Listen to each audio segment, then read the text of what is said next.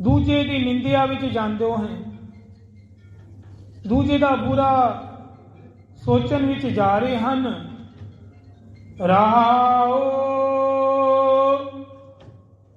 ਮੁਕਤ ਪੰਥ ਜਾਣਿਓ ਤਾ ਨਾਹਿ। ਮੁਕਤੀ ਦਾ ਰਾਸਤਾ ਤੈਨੂੰ ਨਹੀਂ ਪਤਾ ਲੱਗ ਰਿਹਾ ਹੈ, ਨਹੀਂ ਜਾਣਿਆ ਜੇ ਤੂੰ ਮੁਕਤੀ ਕਿੱਦਾਂ ਹੈ, ਕਿਸ ਤਰ੍ਹਾਂ ਇਸ ਸੰਸਾਰ ਤੋਂ ਆਪਣੀ ਕਸ਼ਤੀ ਪਾਲ ਲੰਘਾਣੀ ਹੈ। ਆਖੋ ਸਤਨਾਮ ਸ਼੍ਰੀ ਵਾਹਿਗੁਰੂ। ਅਜੇ ਰਸਤਾ ਨਹੀਂ ਲੱਭਿਆ ਮੁਕਤੀ ਦਾ। ਧਨ ਜੋਰਨ ਕੋ ਧਾਇਆ। ਹਾਂ, ਇੱਕ ਕੰਮ ਤੂੰ ਬੜੀ ਹੁਸ਼ਿਆਰੀ ਨਾਲ ਕਰਦਾ ਹੈ। ਧਨ ਮਾਇਆ ਵੱਧ ਤੋਂ ਵੱਧ ਕੋਠੀਆਂ ਪਲਾਟ ਬਣੀ ਜਾਣ, ਬੈਲੈਂਸ ਵਧੀ ਜਾਵੇ। ਨਾਮ ਧਨ ਦੀ ਤੈਨੂੰ ਕੋਈ ਟੈਨਸ਼ਨ ਨਹੀਂ ਕਿ ਇਹ ਤੋਸ਼ਾ ਵੀ ਇਕੱਠਾ ਕਰ ਲਿੱਤਾ ਜਾਵੇ। ਕੁਝ ਘੜੀਆਂ ਬਾਣੀ ਵੀ ਪੜ੍ਹੀ ਜਾਵੇ, ਜਪਜੀ ਸਾਹਿਬ ਜੀ ਦੇ ਪਾਠ ਕੀਤੇ ਜਾਣ ਘਰ ਵਿੱਚ। ਨਾਮ ਨੂੰ ਵਧੇਕ ਤੋਂ ਵਧੇਕ ਜਪਣਾ ਚਾਹੀਦਾ ਹੈ। ਅੰਤ ਸੰਗ ਕਾਹੂ ਨਹੀਂ ਦੀਨਾ, ਬਿਰਤਾ ਆਪ ਬੰਧਾਇਆ। ਅੰਤ ਵੇਲੇ किसी ने साथ नहीं देने, बिरथा आप बंधाया। समय का की पता है, कदों चक्कर खा के गिर जाइए। आपको सतनाम श्री कुछ पता नहीं, पल का नहीं पता सन। बिरथा ही आप बंधाए। ना हर भजियो ना गुरजन सेवियो, न उपजियो कज ज्ञाना। ना हरि दा भजन साडी मत विच आंदा है, ना गुरु जना गुरसिखां गुरु जना दी सेवा का चाव चढ़ता है कि यदि सेवा करिए। न उपजे कछ ज्ञाना, कोई ऐसा ज्ञान ध्यान, कोई ऐसी चंगी विचार भी नहीं मन विच आ रही जड़ी दूजे का भला छुपिया होवे। जिदे घट ही माए निरंजन तेरा, तैं खोजत उदियाना। निरंजन ते तेरे घट विच सीगा, तेरे हिरदे रूपी घर दे विच उहदा वासा है, ते तू उहनूं खोज रहा है उद्यान विच, जंगलां विच। बहुत जन्म भ्रमत तै हारियो। बड़े जन्म हो गए, एक जन्म तो नहीं कई जन्मां तो भ्रमदे पे हैं असीं सारे। अस्थिर मत नहीं पाई, कोई टिका वाली बुद्धि हजे नहीं प्राप्त हुई। मानस दे पाए पद हर भज, जड़ी मनुखा दे है ये जड़ा पद मिलिया है जी, ये भजन वास्ते ही मिलिया है। असलियत ते यही है, गोविंद मिलन की ये तेरी बढ़िया। रहरास है भी रोज पढ़ते। असलियत ते यही सी, वादा तो यही किया है परमेश्वर ने कि मनु एक बारी जन्म दे दे, मनुखा देगा 84 कट दो मेरी। इस बारी मौका नहीं गवांदा। असलियत नाम नाल ही भजन नाल जुड़ांगा। आखो सतनाम श्री वादा केते लै लै मुकर पान। असी अपना वादा नहीं याद रखिया, माया दे विच आ गए ना। जदों जन्म हो गया साडा, 24 घंटे 8 पैर का वादा सी परमात्मा नूं, ते हुण ते वो हालत होई पई है। 10वां 2.5 घंटे भी पाठ विच मन नहीं टिकदा। आखो सतनाम श्री वाहिगुरू। इन्ना भी लेखा नहीं दे पाते असीं, सच पुछिए तो 20-22 घंटे असीं दुनियादारी लगा लांगे, 2-2.5 घंटे नितनेम नहीं दे सकते गुरु नूं। वादे मुकर रहे हाँ, ध्यान करो। बहुत जन्म भरमत हारियो, अस्थिर मत नहीं पाई। मानस दे पाए पद हर भज, नानक बात बताई। नानक जी ने यही गल सानू सोची बख्शी है कि नाम जप, नाम जप। ये नाम ने तेरी सहायता करनी जिथे ना कोई मात पिता। जिथे कोई मात पिता, साख संबंधी, रिश्तेदारियां, पैसा, ये कोई कुछ नहीं जाएगा। उत्थे सिर्फ नाम ही जाएगा जी, ये भजन जाएगा, भक्ति जाएगी। गुरु ग्रंथ साहब जी महाराज जिन्हों असी बड़े सत्कार नाल दसां गुरुआं दी जोत समझ के सेवा करते हैं। आखो सतनाम श्री वाहिगुरू। और है बाणी निरंकार है, ये बाणी धुरो आई है जी, ये निरंकार हन। इन्हों असी अजे समझिया नहीं, शरीरिक देह नहीं मनते गुरु जी नूं। जिस तरह उदाहरण तौर पे इस टाइम सामने श्री गुरु नानक देव जी बैठे होण ते तुसी अपने ख्यालात नूं बाहर लै जाओगे या अपनी उपस्थिति घटाओगे? बाबा नंद सिंह जी ने समझिया, उन्होंने कहा मेरी जुबान सड़ जाए। बाबा नंद सिंह कहते मेरी जुबान सड़ जाए, कोई इन्नी वड्डी गल नहीं कह सकता। कहते जे मैं इन्हों शाही कवां, जे मैं इन्हों कोई पोथी भी कह दा तां भी नहीं, मेरी अख नाल देखो, ये दो अखां नाल। बाबा नंद सिंह जी कहते ये तो आप एक एक शब्द गुरु नानक देव जी के नेत्र हन। नेत्र आखो सतनाम श्री वाहिगुरू। इन्नी शरदा, एक एक वर्ड, एक एक शब्द नूं उन्होंने अख मनिया है, गुरु नानक दी नेत्र मनिया है। ते उन्होंने देह समझ के पूजा की, जागदी जोत समझ के भौ रखिया, भै रखिया, डर रखिया मन में। शरदा नाल भोजन छकांदे सन, भोग लगांदे सन प्रशादियां दे, बड़ी शरदा नाल नितनेम सुनांदे सन। होर ते होर बाहर टोया जा कढ़ के ना दूरी ते 4-5 फुट का टोया धरती दे विच, उहदे विच जाके समाधियां लांदे सन। आखो सतनाम श्री वाहिगुरू। कहते मेरा गुरु उच्चे स्थान ते है, मेरा की है, मैं तो धरती जोगा, मैं तो धरती के थले भी बह सकना, पर मेरे गुरु के सत्कार च कमी ना आवे।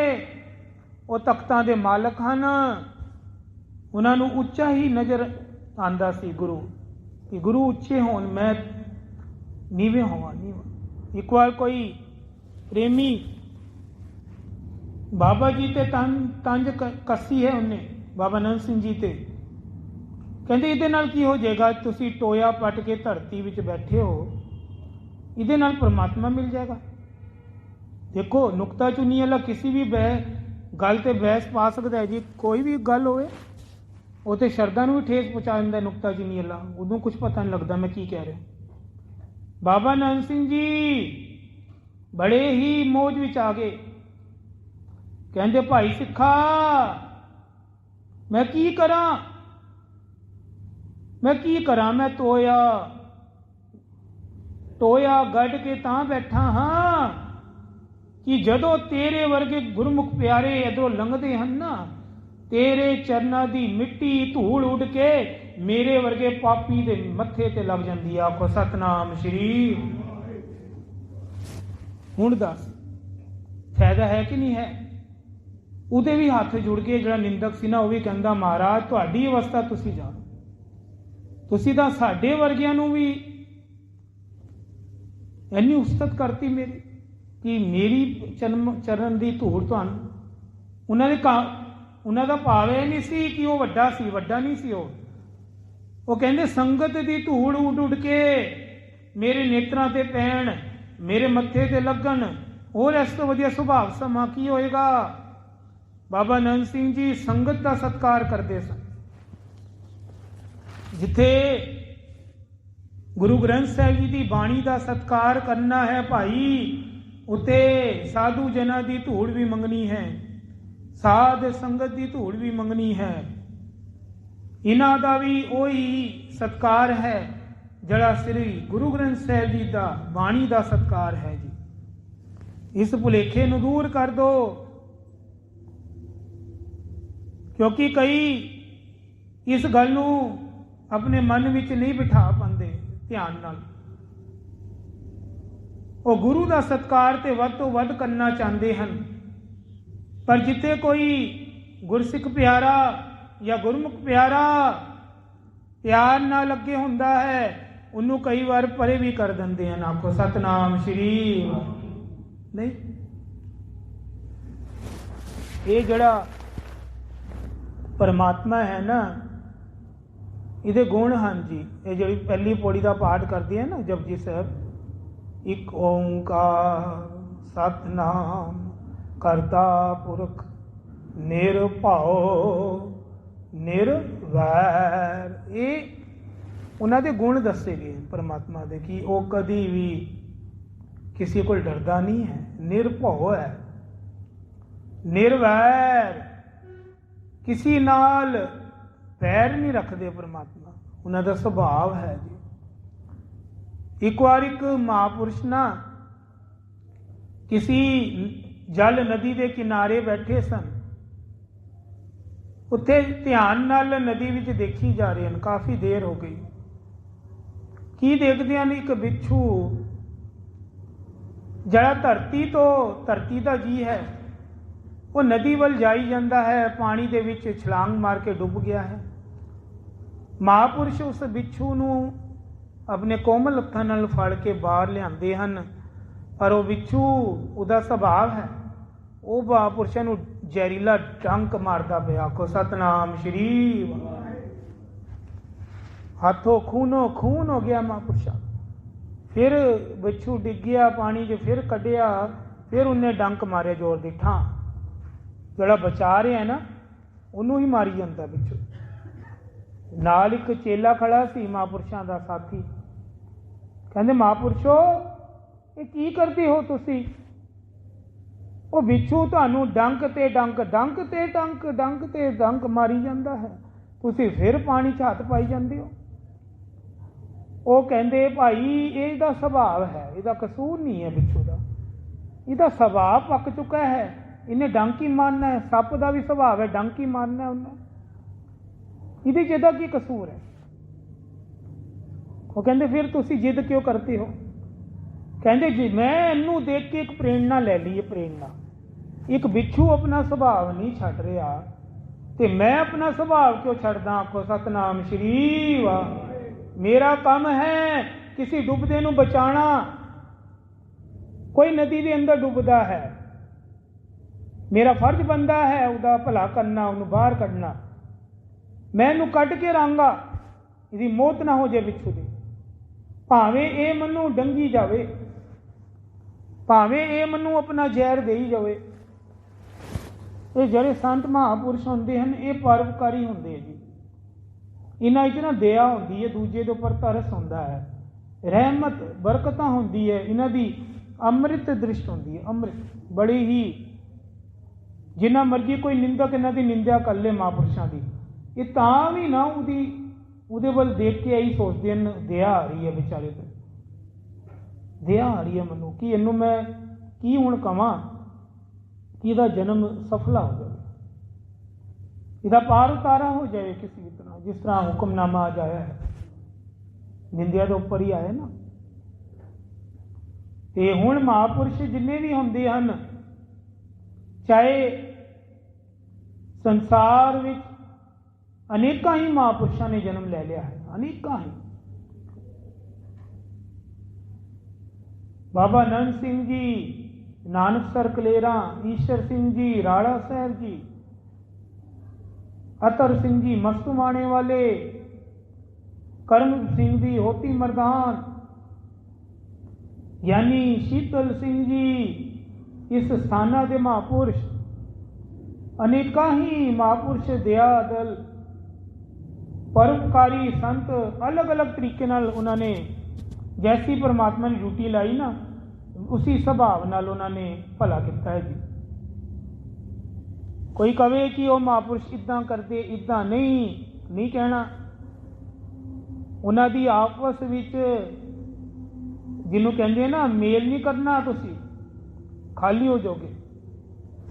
ਕੋਈ ਮਹਾਂਪੁਰਸ਼ ਮੈਨੂੰ ਮਿਲੇ ਸਨ, ਕਹਿੰਦੇ ਕਦੀ ਇਹ ਨਹੀਂ ਕਹਿਣਾ ਉਹ ਮਹਾਂਪੁਰਸ਼ ਇੱਦਾਂ ਕਰਦੇ ਤੇ ਇਹ ਇੱਦਾਂ ਨਹੀਂ, ਇੰਨਾ ਵੀ ਨਹੀਂ ਕਹਿਣਾ। ਉਹਨਾਂ ਦੀ ਭਗਤੀ ਦੀ ਤੁਹਾਨੂੰ ਪਤਾ ਨਹੀਂ ਕਿਹੜੀ ਡਿਊਟੀ ਹੈ ਪਿੱਛੋਂ, ਕੀ ਕੋਈ ਕੀਰਤਨ ਕਰਾ ਕੇ, ਕੋਈ ਕਥਾ ਸੁਣਾ ਕੇ ਸੇਵਾ ਕਰ ਰਿਹਾ ਹੈ ਮਹਾਂਪੁਰਸ਼, ਕੋਈ ਸਿੱਧਾ ਹੀ ਆਂਦੇ ਸਾਰ ਹੀ ਅੰਦਰ ਕਮਰੇ 'ਚ ਵੜਦੇ ਹੀ ਸ਼ਬਦ ਦਾ ਜਾਪ ਦੇ ਕੇ ਭਲਾ ਕਰ ਦਿੰਦਾ ਹੈ। ਅਲੱਗ ਅਲੱਗ ਅਵਸਥਾ ਹੈ। ਇਹ ਉਹਨਾਂ ਨੂੰ ਜਾਣੇ ਜਿਨ੍ਹਾਂ ਦੀ ਡਿਊਟੀ ਉਹ ਲੈ ਕੇ ਆਏ ਹਨ। ਸਾਡਾ ਫਰਜ਼ ਹੈ ਉਹਨਾਂ ਕੋਲ ਲਾਭ ਲੈਣਾ,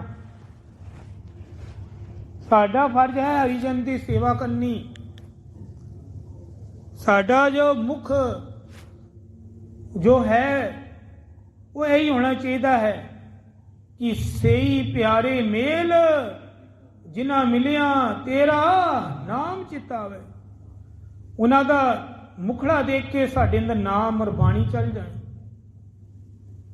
ਉਹਨਾਂ ਦੀ ਸੰਗਤ ਕਰਕੇ ਸਾਡੇ ਅੰਦਰ ਅੰਮ੍ਰਿਤ ਵੜ ਜਾਏ, ਅੰਮ੍ਰਿਤ ਦ੍ਰਿਸ਼ਟ ਉਹਨਾਂ ਦੀ ਪੈ ਜਾਵੇ ਤੇ ਸਾਡੇ ਵਿੱਚ ਵੀ ਇਹ ਚਾਉ ਪੈ ਜਾਏ, ਅਸੀਂ ਆਪਣਾ ਨਿਤਨੇਮ ਵਧਾਈਏ, ਅੰਮ੍ਰਿਤ ਵੇਲਾ ਵਧਾਈਏ, ਨਾਮ ਵਜਾਈਏ, ਉਹਨਾਂ ਦੀ ਜੀਵਨ ਤੋਂ ਸਾਨੂੰ ਖੁਸ਼ਬੂ ਮਿਲੇ।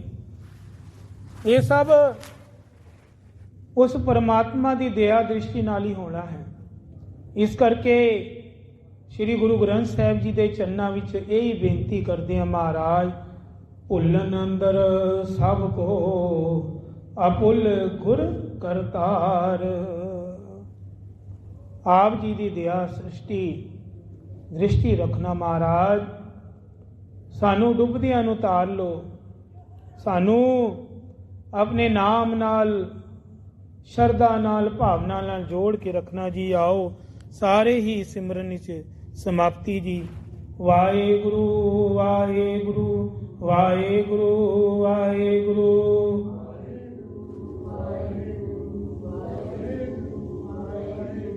ਵਾਹਿਗੁਰੂ ਵਾਹਿਗੁਰੂ ਵਾਹਿਗੁਰੂ ਵਾਹਿਗੁਰੂ।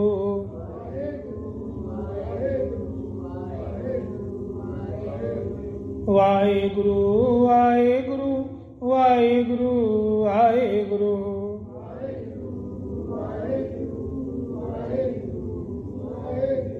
ਧੰਨ ਸ਼੍ਰੀ ਗੁਰੂ ਗ੍ਰੰਥ ਸਾਹਿਬ ਜੀ, ਧੰਨ ਸ਼੍ਰੀ ਗੁਰੂ ਗ੍ਰੰਥ ਸਾਹਿਬ ਜੀ।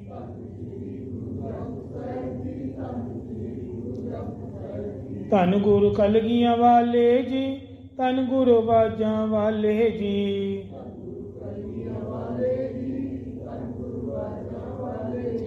ਕਲਗੀਆਂ ਵਾਲੇ ਬਾਜਾਂ ਵਾਲੇ, ਕਲਗੀਆਂ ਵਾਲੇ ਬਾਜਾਂ ਵਾਲੇ।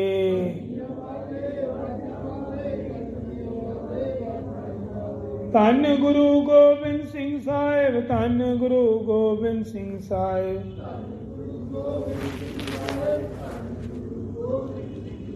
ਧੰਨ ਗੁਰੂ ਨਾਨਕ ਦੇਵ ਜੀ, ਧੰਨ ਗੁਰੂ ਨਾਨਕ ਦੇਵ ਜੀ।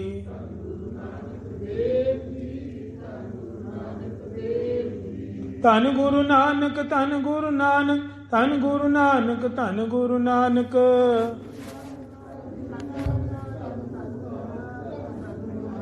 ਵਾਹਿਗੁਰੂ ਵਾਹਿਗੁਰੂ ਵਾਹਿਗੁਰੂ ਵਾਹਿਗੁਰੂ।